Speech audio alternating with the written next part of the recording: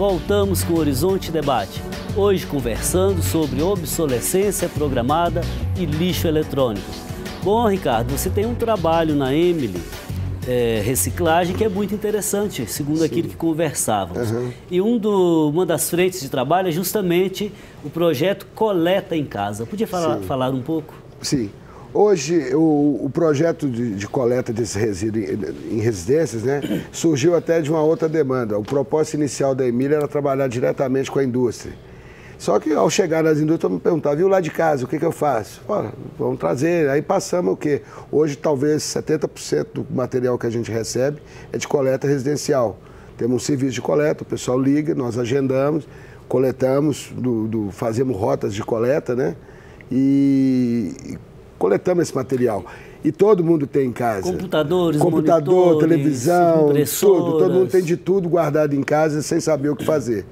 Então, hoje nós temos esse trabalho que não foi a proposta inicial, mas ele surgiu e hoje está tomando um corpo até maior, né? Hoje a gente tem uma demanda maior do que a gente consegue atender, né? O pessoal liga, quer, coleta e tudo mais, a gente... Que coisa boa. É boa, Vou anotar mas telefone e o interessante é isso, né? Que se as pessoas estão buscando, estão achando que tem uma solução, né? E a gente também está colocando como propósito solução. Lá tudo é tratado de maneira que tem destinação correta, adequada mesmo, nada é julgado. Bom, vamos agora responder ao público. Pedro Vasconcelos nos escreve e diz assim: este é um problema criado pelo capitalismo e só interessa ao capitalismo. Somos obrigados a comprar produtos com certa periodicidade, pois, na verdade, acreditamos na ideia de que não ter acesso à tecnologia atual nos torna pessoas obsoletas. Um absurdo. Abraço ao Padre Márcio e a toda a produção. Pedro, obrigado pela sua participação. Então, é um problema só do capitalismo? Não, o capitalismo é um problema. Ele não foi Deus que criou o capitalismo, né? É o ser humano que criou o capitalismo. Somos nós que abraçamos ele. No comunismo, então nós temos por que exemplo, cada um nós olharmos para nós mesmos e falar o que a gente pode contribuir para esse sistema.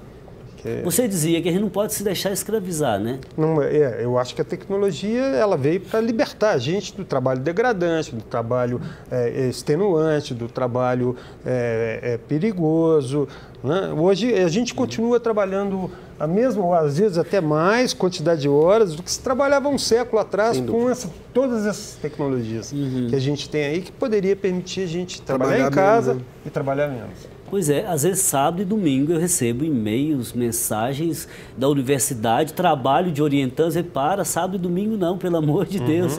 Então, o que eu estava querendo dizer é o seguinte: no comunismo não havia essa tendência, vamos dizer, a produzir. Ao invés, os produtos tinham uma longa durabilidade. Com isso, países, por exemplo, do leste europeu, são considerados países pobres, que não seduziram ninguém, verdade? Então, o capitalismo, ele é selvagem, ele seduz todo mundo. Bom, Pedro, obrigado pela sua participação. Lucas Neves diz assim: bem-vindo ao capitalismo, respeito ao consumidor, quase zero. A sociedade está cada vez mais vivendo de propaganda e, ultimamente, tudo é perecível. Semana que vem já está tudo renovado nas lojas. Você tem capacidade de adquirir o novo?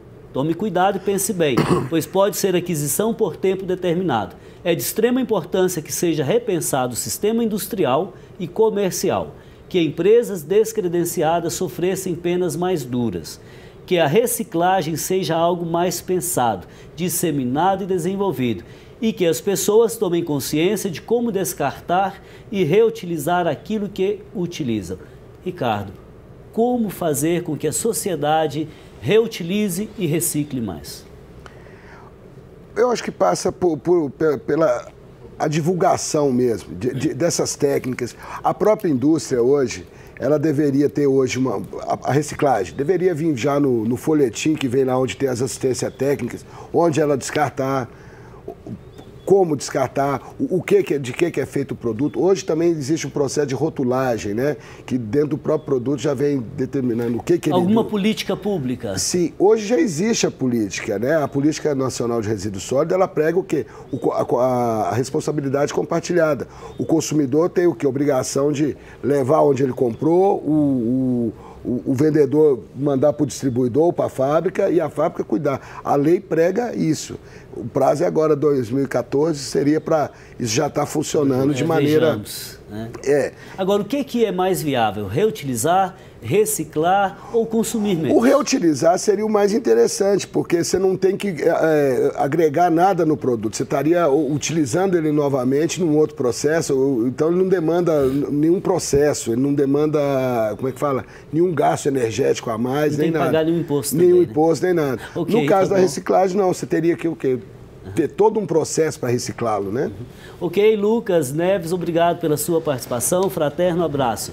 Daniele Domingos diz assim: na minha opinião é uma questão complicada. Por um lado, o mercado precisa continuar vendendo, mas por outro, nem sempre nós temos condições de acompanhar e consumir os últimos lançamentos. Comprei um videogame para o meu filho de 11 anos há 2 anos. Na época custou mais de R$1.000 e hoje já está ultrapassado e ele quer outro. Pode. E não é fácil convencer a meninada de hoje a esperar. Esta é a geração do imediato. Abraços. Bom pai de família, comente para mim aí, como educar os nossos filhos hoje? Eu acho Paulo. Que eu que estou com uma pequena de 5 anos e meio, eu acho que isso é como eles diriam, é um papo cotidiano. É acordar, é na mesa do café, é conversar, é fazer com que eles entendam esse universo, né, e tudo aquilo que cerca, não cedendo às vontades, isso aqui eu quero comprar, eu quero. Não pode por causa disso. É fazer, limite, né? é fazer com que ele entenda ao modo dele. Outro dia, numa reunião de catequistas, eu perguntei para elas: acontece que algum menino, alguma menina está lá usando o iPhone, smartphone? Sim. O que vocês fazem? Proibimos. Falei, errado. Por que vocês não pedem para eles? Olha, consulte aí para mim, bibliaonline.com.br, catedralcristoreibh.org.br. Ou seja, participar. Direcione para o seu trabalho, né? Ou seja, a educação é um processo permanente. Bom, Daniele Domingos, sucesso aí na educação do seu filhote. Fraterno abraço. Alexandre Oliveira, ele escreve e diz assim: penso que a época desses produtos altamente tecnológicos estragarem já passou. A obsolescência programada se torna muitas vezes desnecessária pelo fato da própria sociedade de consumo em que vivemos estar sempre se renovando. Independente do seu produto dar defeito ou não, o consumidor deseja sempre o mais novo, o mais tecnológico, o mais prático. Bom, sim, Ricardo? Sim, eu até falo muito com o pessoal o seguinte: a hora que você comprou o produto na loja, você já comprou lixo. A indústria tem lá 5 gerações desse mesmo produto, novinho, esperando você comprar para ela te mostrar aqui, ó. Mais. Esse você comprou já não vale nada, esse aqui que é o tchan. Você pensa assim também, Paulo? Infelizmente é assim, mas eu acho que, no meu modo de ver, temos áreas de mudança um pouco adiante. Não tão utópica, não vamos mudar radicalmente. Gente, o povo consome porque dá prazer. Sim, mas a gente tem um perfil de consumidor que hoje ele começa a se diferenciar. Novas gerações, gente mais atenta, por exemplo, ligado à ecologia, etc. Já procuram produtos com maior durabilidade, com produto concebido ecologicamente correto, né? Com menos cromo, com menos chumbo, já procuram se informar. Hoje a vantagem da informação é essa, hoje tem muita informação circulando e as pessoas estão buscando se informar e estão buscando empresas, né, consumir coisas que realmente tem o orgânico. Agora, e tudo mais. Sim, Sérgio, por favor. A gente tem um sistema educacional que reforça tudo isso. Sim.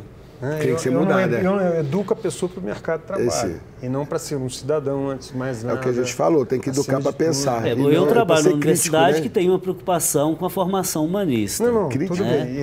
Mas de uma maneira geral, o sistema educacional, ele não é nem libertário e ele produz pessoas para o mercado de trabalho. Mas eu acho que esse é um problema de todos. Sim, é um problema da família, das instituições, da escola, enfim. Claro. Bom, Alexandre, obrigado pela participação. Natália Cassiolato diz assim: do ponto de vista ecológico, sou contra a obsolescência programada. O lixo eletrônico criado é de grande número e muitas vezes é descartado em lugares errados, tanto por falta de conhecimento como falta de informação dos consumidores. Creio que a data de validade é muito bruta, mas mesmo que um aparelho pudesse durar anos e anos, as pessoas enjoam e procuram por novidades. Sim. Bom, é o que já falamos aqui e falamos também da preocupação ecológica. Natália, obrigado pela sua participação. Marlon Moraes vai dizer: esse problema se torna ainda mais dramático quando se pensa na quantidade de lixo que é gerado como consequência dessa estratégia.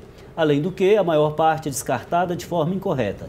Para contornar isso, tentam vender a ideia de que a reciclagem, a reutilização e esses milhares de R's são as soluções, mas deveriam ser apenas uma das medidas mitigadoras, pois o que realmente alimenta essa cadeia linear é o consumismo exagerado.